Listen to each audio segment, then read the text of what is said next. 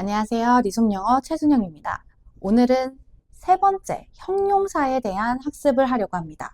형용사 같은 경우는 지난 시간에 말씀드렸다시피 성질, 특성을 나타내는 그런 형용사라는 단순한 단어가 아니라 형용사 구, 그리고 형용사 절에는 무엇이 있는지에 대한 학습을 좀 해보려고 합니다.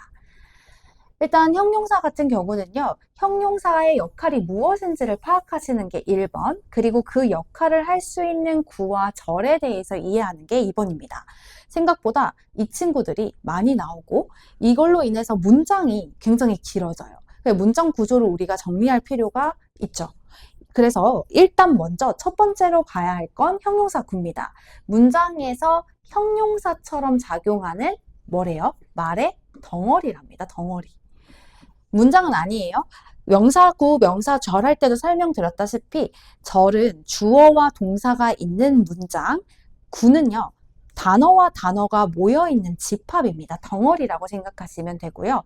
주로 명사 앞이나 뒤에 위치를 해서 수식 대상에 따라 문장의 의미가 달라집니다. 그러니까 다시 말해서 우리가 기본적으로 형용사라는 애는 누구를 꾸며주는 애로 알고 있죠? 명사를 꾸며주는 애로 알고 있죠. 형용사 역할부터 정리. 명사를 수식해주는 형태 하나.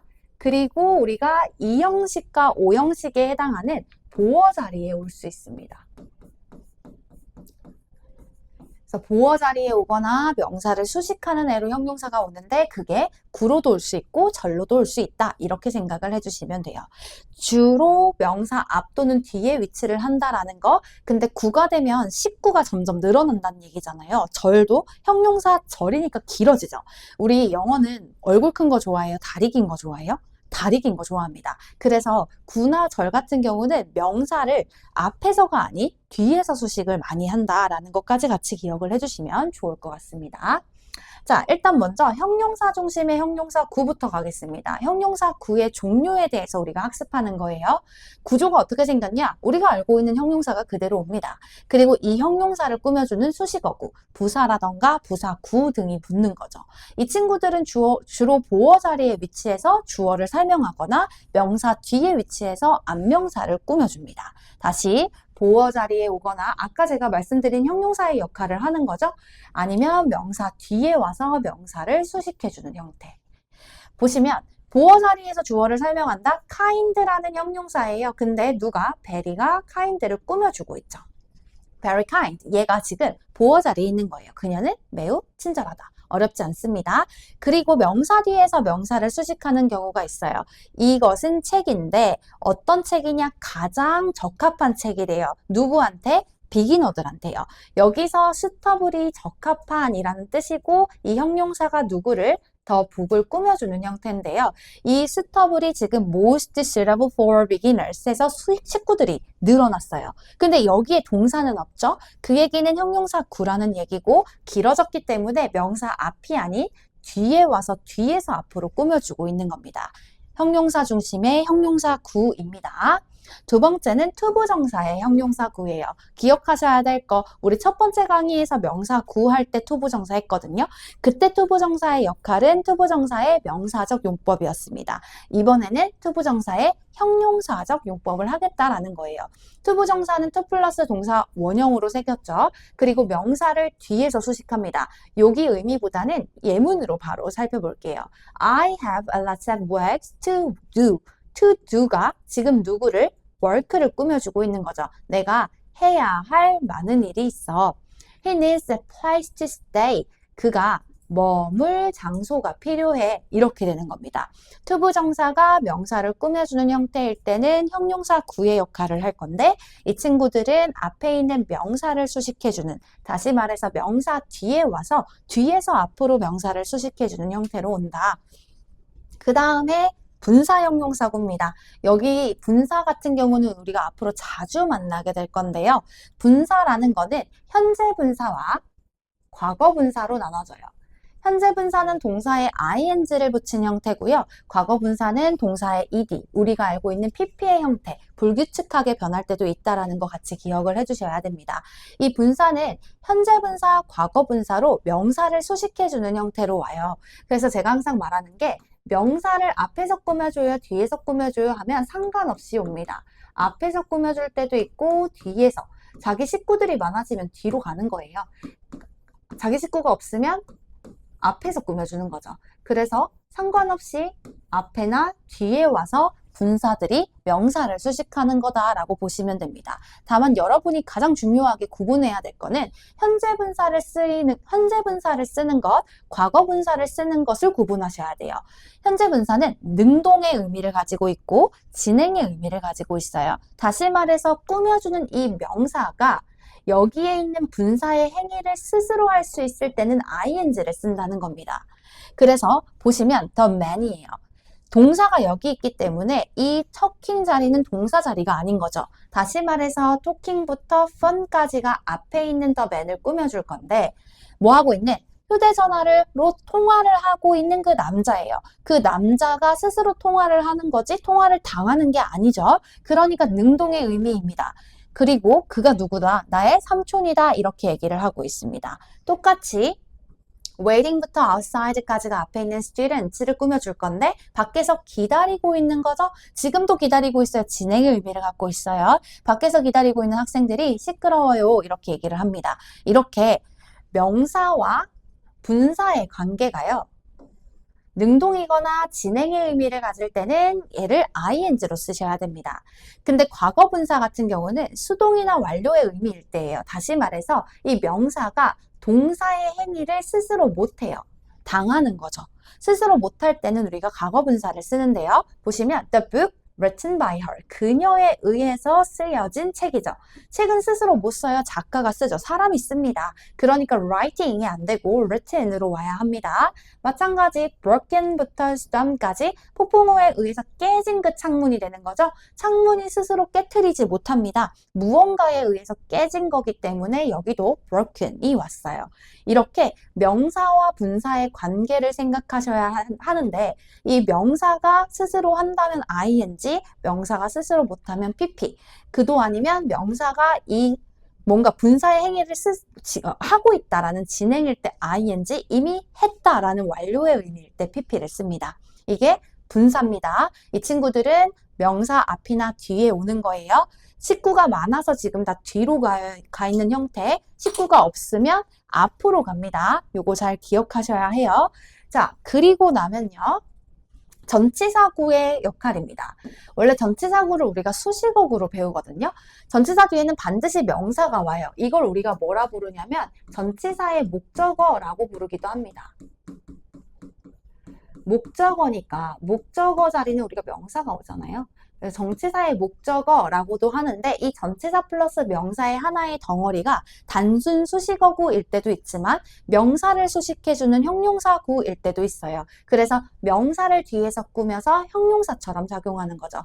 이때는 동사를 수식하는 부사구의 형태로도 오는 게 아니에요. 명사를 수식하는 겁니다. 그래서 보시면 the boy with the blue cap, 뭐한 파란색 모자를 갖고 있는 그 남자애가 나의 사촌이야 이렇게 말합니다. 파란색 모자를 가지고 있다. 전치사 플러스 명사예요. 앞에 있는 the boy를 수식해주고 있죠. 그래서 형용사구입니다. 내가 편지를 발견했는데 어떤 편지냐면 나의 오래된 친구로부터 받은 편지예요. 그 편지를 또 꾸며주고 있죠. 전치사 from, my old friend 명사, 전치사구가 앞에 있는 명사를 수식해서 형용사구의 역할을 한 겁니다. 형용사가 다른 식구들을 데리고 오면서 길어진 형용사구가 있고 투부정사가 명사를 수식해주는 투부정사의 형용사적 용법의 형용사구가 있고 그리고 현재분사, 과거분사를 나타내는 형용사구가 있고 마지막으로 전치사가 앞에 있는 명사를 꾸며주는 전치사구인 형용사구가 있다. 형용사구에 대한 정리 되시나요? 그 다음 형용사 절갈 거거든요. 한 번만 정리할게요. 그러니까 형용사에는 형용사 구가 있고 형용사 절이 있는 거지. 지금 절은 아직 안 했고 구의 종류는 4가지 정도로 했어요. 아까 얘기했던 형용사가 식구를 데리고 오는 형용사 플러스 수식어구로 데리고 오는 형태, 그리고 투부정사, 이 투부정사는 형용사적 용법일 거고 그 다음에 분사. 분사 안에는 현재 분사, 과거 분사가 있고 마지막 전치사구 이렇게 되는 겁니다. 이 네 가지를 우리는 형용사구라고 보고 정리한 겁니다. 그 다음 두 번째로 갈게 형용사절입니다. 형용사절은요, 문장이겠죠. 그 문장 자체가 형용사 역할을 하게 되는 건데요. 문장이라 함은 제가 말씀드렸다시피 주어와 동사를 포함한 걸 문장이라고 합니다. 앞에 있는 명사나 대명사를 수식해 줄 거고요. 그 명사를 꾸며주는 문장 자체를 형용사절이라고 볼 거예요. 여기까지 어렵지 않죠? 그럼 형용사절의 종류에는 뭐가 있냐? 딱 한 개만 생각하시면 됩니다. 그게 뭐냐? 관계사절이에요. 우리가 내신에서 중학교 때부터 여러분을 괴롭히는 게 관계사거든요. 관계사에는 종류가 두 가지로 나뉩니다. 뭐로 나뉘냐? 관계, 대명사. 관계, 대명사, 절이 있고요. 관계, 부사절이 있죠. 관계대명사절과 관계부사절의 공통점은 뭘까요? 바로 앞에 선행사를 둔다는 뜻입니다. 선행사를 둔다? 다시 말해서 앞에 명사가 있다는 얘기고요. 얘네들이 앞에 명사를 둔다라는 것. 여기 있는 관계대명사절, 관계부사절이 누구를 꾸며준다는 거고 앞에 있는 선행사 명사를 꾸며준다는 거고 이 선행사 명사를 꾸민다라는 얘기는 이 관계사절은 뭐다? 형용사절이다 라는 걸 말씀드리는 겁니다. 그래서 문장을 연결하면서 뒤에 나오는 절이 앞에 문장에 있던 바로 앞 명사를 수식하게 되는 말이에요. 형용사절, 도입부죠. 당연히 이 명사는 관계대명사절 안에 포함되어 있는 게 아닙니다. 그냥 수식을 당하는 명사라고 보시면 돼요. 그래서 형용사절, 도입부로 관계대명사, 관계부사가 쓰이고 두 개의 종류로 나눠집니다. 이거 됐죠? 그럼 지금 뭐 할 거냐? 형용사절에 관계사절이 있대. 그럼 관계대명사와 관계부사에 대한 개념을 정리하셔야 되겠죠. 우리가 계속해서 고통을 받습니다. 근데 이거 잘 정리해두면 앞으로 쉬울 거거든요. 근데 가장 여러분이 어려워하는 게 관계대명사 문장은 뒷문장이 불완전해. 관계부사는 뒷문장이 완전해. 문제는 불완전하고 완전한 것까지 외웠다? 문장을 봤을 때 완전한지 불완전한지를 몰라. 그래서 우리가 자꾸 틀리는 게 관계사 문제거든요. 일단 관계대명사부터 한번 가겠습니다. 관계대명사는요. 앞에 명사를요. 사람 또는 사물로 취급을 합니다. 아니면 둘 다 같이 나올 때도 있어요. 이렇게 취급을 할 거거든요. 이 선행사 명사가 사람 또는 사물로 나올 거고 그 뒤에 뭐가 나올 건데 관계대명사가 나올 건데 그 관계대명사가 나오고 뒷문장이 어쩔 거냐? 불완전할 거예요. 그 불완전한 형태는 두 가지로 나뉘어요. 뭐가 없거나 주어가 없는 형태로 오거나 아니면 목적어가 필요한데 목적어가 없는 형태로 나오거나 그래서 이걸 불완전하다고 얘기하는 거거든요. 보시면 앞에 선행사가 사람인 경우에요. 앞에 선행사가 사람인 경우에 쓸 수 있는 관계대명사는 who와 whom입니다. 요즘은 who와 whom, 특히나 whom을 목적격 관계대명사라고 말하지만 그 목적격 관계대명사에 whom 대신에 who를 쓰는 경우 많죠. 그리고 앞에 선행사가 사물이에요. 그럼 관계대명사 뭘 쓴다? which를 씁니다. 사람, 사물 관계없이 우리가 자주 쓰는 거 뭐 있다? 대시 있다. 이렇게 해서 먼저 관계대명사를 정리하죠. 이 친구들은 다 뒷문장이 어떻다? 불완전하다. 주어가 없이 동사부터 오거나 목적어가 필요한 동사인데 뒤에 목적어가 없거나 주어가 없는 경우를 우리는 이 관계대명사들이 무슨 역할을 대신해줘서 뒤에 있는 주어 역할을 대신해줘서 주어가 없으면 주격 관계대명사라 그러고 목적어가 없으면 관계대명사가 목적어 역할을 해주기 때문에 목적격 관계대명사라고 부르는 겁니다. 앞에 있는 거 한번 볼게요. 선행사가 사람인 경우 이거 주격 관계대명사 얘기하려는 거죠. 선행사가 더 보이예요. 사람입니다. 그리고 나서 관계대명사 who가 와요. studies, 공부하다라는 동사가 나왔네요. 지금 여기는 뭐가 없다? 주어가 생략되어 있는 형태. 이 주어의 역할을 누가 할 거다? 여기 있는 who가 할 거다. 그래서 주격 관계대명사라고 말하는 겁니다. 그래서 주격 관계대명사가 결국은 누구를 수식해 주는 거예요? 여기 있는 애들이 앞에 있는 더 보이를 수식해 주고 있는 거죠. 핵심, 관계대명사 관계부사에 해당하는 관계사절은요. 해석을 하지 않습니다. 앞명사를 꾸며주듯이만 가주시면 돼요. 열심히 공부하는 그 소년이 나의 친구입니다. 이렇게요. 되셨나요? 자, 문장 너무 내가 낙서 많이 했으니까 다시 한번 정리해 드릴게요. 어쨌든 간 who부터 어디까지 heard까지가 앞에 있는 the boy를 꾸며주는 관계 대명사 절입니다. 동사부터 나왔기 때문에 이 who가 주어 역할을 하는 거라 주격 관계 대명사라고 말하는 거예요. 이 관계 대명사는 해석을 하지 않기 때문에 열심히 공부하는 그 남자 이런 식으로 수식하듯이 꾸며서 수식하듯이 해석을 해주시면 되고요. 여기서 어법으로 하나 더 아셔야 되는 거 주격 관계 대명사 같은 경우에 이 동사의 수일치를 누구한테 하냐가 또 문제로 나옵니다. 자, 이 동사의 수일치는 이 who한테 해야 되는데요. 결국 who가 가리키는 대상은 누구기 때문에 선행사이기 때문에 선행사와 수일치를 해주셔야 됩니다.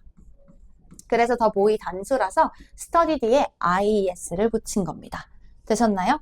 그래서 어쨌든 간 주격 관계 대명사 앞에 선행사 둔 거 보이죠?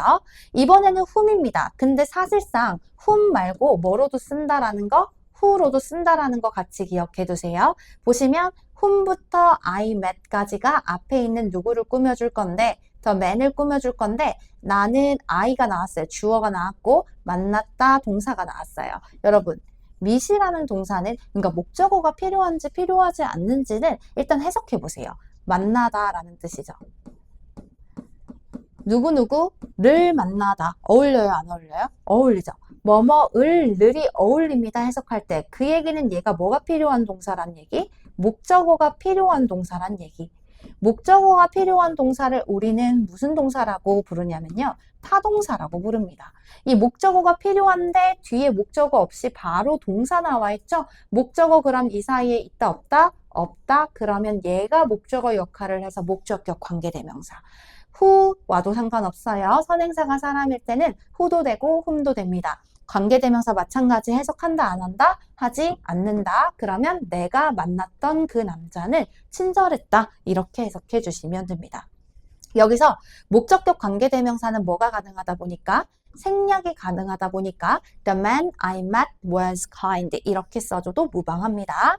바로 소유격 관계대명사가 나오네요. 소유격 관계대명사는 우리가 가장 어려워하는 부분 중에 하나예요. 헷갈려 하시거든요. 일단 이 구조를 먼저 잡고 가시면 좋을 것 같은데 우리 인칭 대명사의 소유격을 한번 생각해 보시면 your, my, his, her 이런 애들 있죠. 얘네 단독으로 쓰이나요? 아니요, 단독으로 안 쓰여요. 제가 지난 기본 문법 강의할 때도 말씀드렸는데 your pencil, your desk, my bag 이런 식으로 뒤에 반드시 뭐를 끼고 와야 돼요? 소유격은 명사를 끼고 와야 돼요. 소유격은 단독으로 쓰는 게 불가능합니다. 소유격 뒤에는 반드시 명사를 껴서 이걸 하나의 형태로 움직이셔야 해요. 그래야지 말이 됩니다. 그러면 관계대명사도 마찬가지겠죠. 이 who's가요. 앞에 선행사, 사람, 사물 관계없이 올 수 있는 관계대명사 who's인데 얘가 소유격인데 단독으로 써? 못 써? 못 써요. 그래서 얘는 명사를 같이 끼고 와주셔야 됩니다. 이래서 요거 하나를 덩어리로 봐주셔야 돼요. 이걸 덩어리로 봐주고 관계대명사니까 뒷문장 불완전할 건데 불완전한 형태는 동일해요. 주어가 없거나 목적어가 없는 형태로 옵니다. 보시면 whose 나와 있죠. 명사 바로 필요해요. bag 나왔어요. 이걸 주어로 보시면 곤란해요. 이거 하나에 뭐로 본다고? 덩어리로 이렇게 보셔야 된다고요. 이렇게 덩어리로 보시면 뒤에 was가 나왔으니까 지금 뭐가 없다? 주어가 없는 겁니다. 그래서 소유격 같은 경우는 선행사랑 연결지어서 해석을 해주실 건데 이 소녀의 가방이 훔쳐짐을 당한 거죠. 그러니까 소녀의 가방이 훔쳐졌어. 그러니까 가방을 잃어버린 거죠. 훔침을 당한 그 소녀가 뭐 하더라? 울었더라. 이렇게 해석을 하시는 겁니다. 그래서 이 소유격은 반드시 명사를 단독으로 빼서 못 쓰고요. 같이 뭉쳐서 써주셔야 됩니다. 이걸 하나로 보고 이 선행사의 명사가 동사하는의 형태예요. 선행사의 명사를 주어가 동사하는의 형태로 해석을 해주시는 겁니다. 소유격에서 가장 기본적인 것보다 명사와 함께 붙어서 나와야 한다.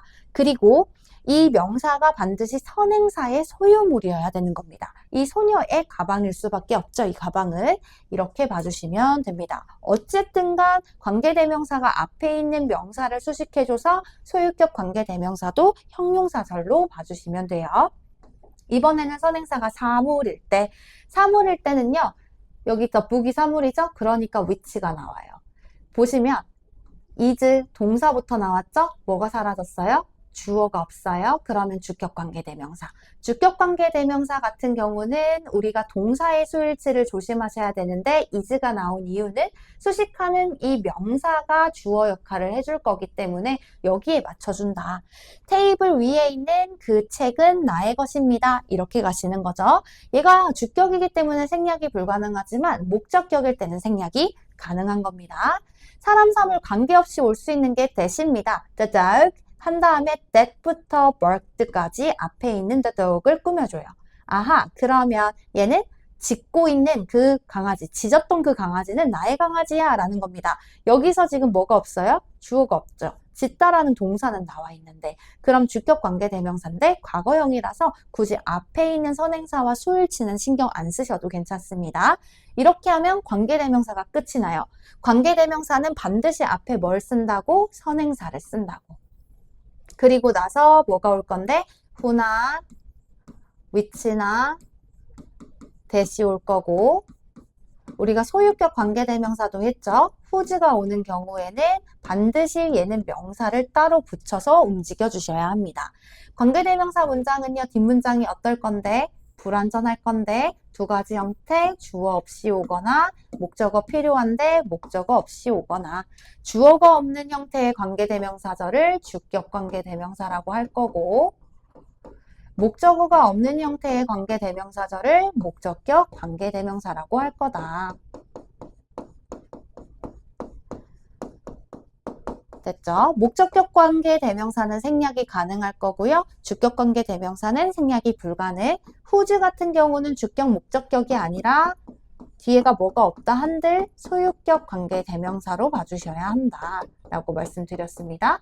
또 하나 주격 관계대명사의 동사의 수일치가 중요한데 이 수일치는 누구한테? 선행사 명사랑 해주셔야 합니다. 어쨌든 간 이러거나 저러거나 여기 있는 관계대명사절은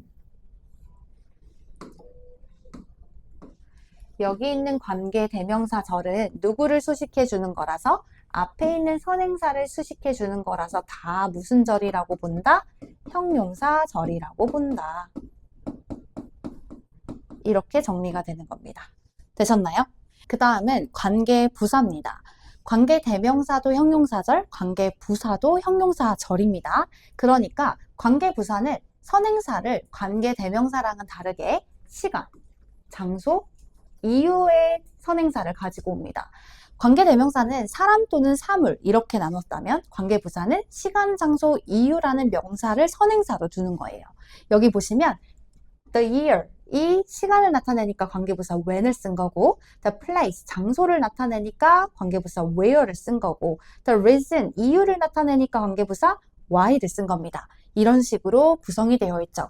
마찬가지 관계부사절은요. 앞에 있는 선행사를 뭐 해주는? 수식해주는 형태로 해석을 해주시는 겁니다. 왜냐? 형용사절이니까요. 다 선행사를 수식해줍니다.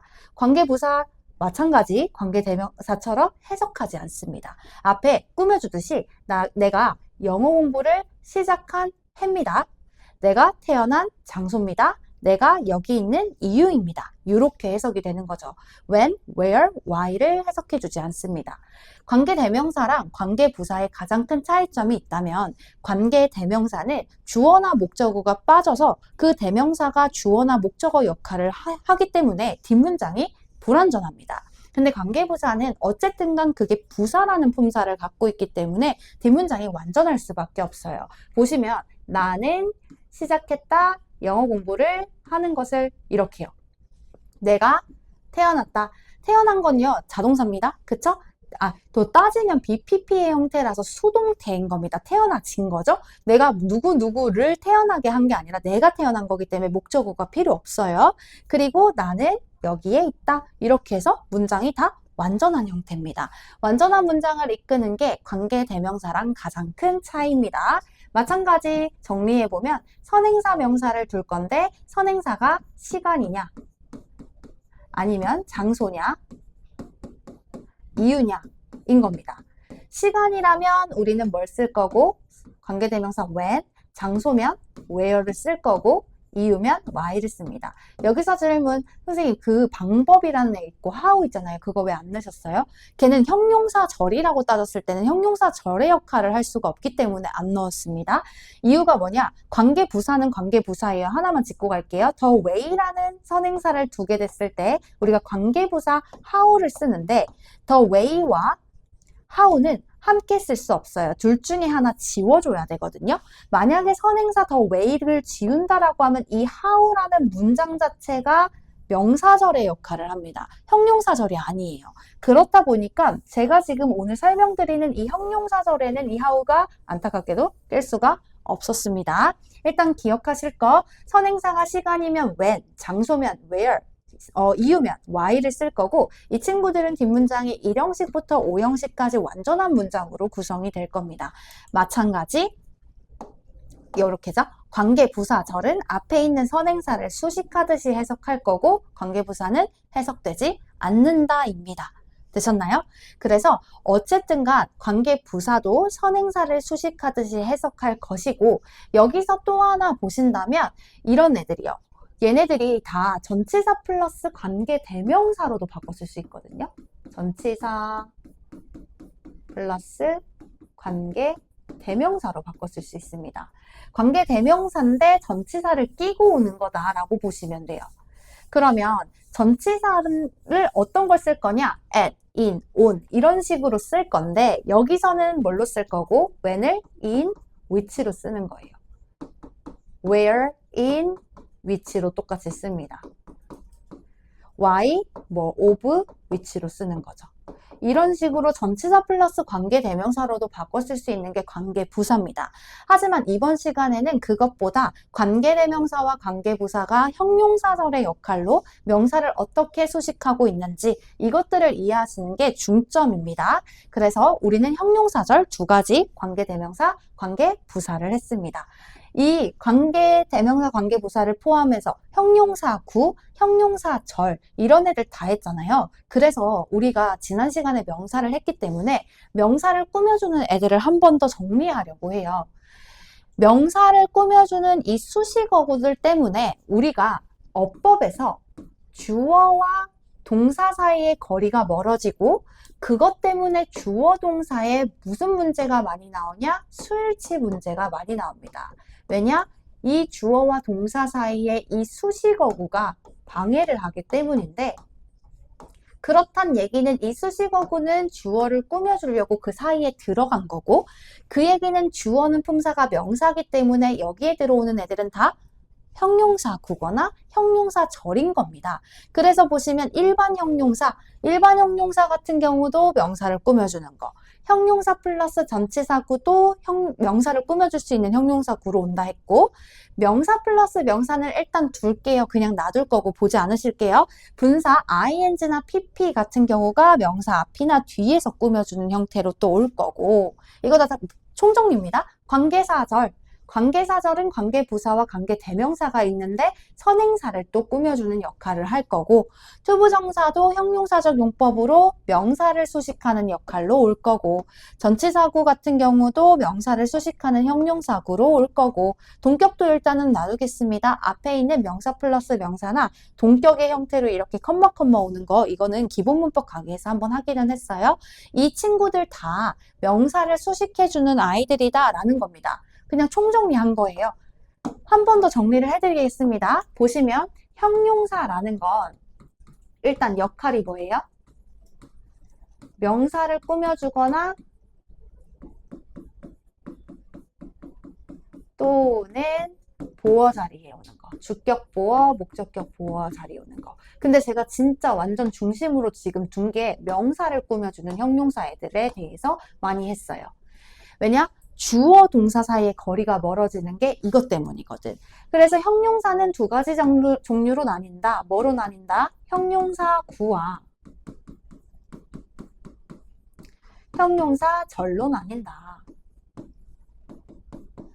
형용사 구에는 우리가 진짜 형용사 플러스 수식어 구의 형태로 길어지는 거, 그리고 형용사적 용법의 투부정사 친구들, 그 다음에 현재 분사, 과거 분사 친구들, 마지막에 전치사 플러스 명사의 전치사 구들이 이렇게 길어지면 명사 앞에서 뒤에서 수식을 해준다. 형용사절은 우리가 관계사절이라고 할 수 있고,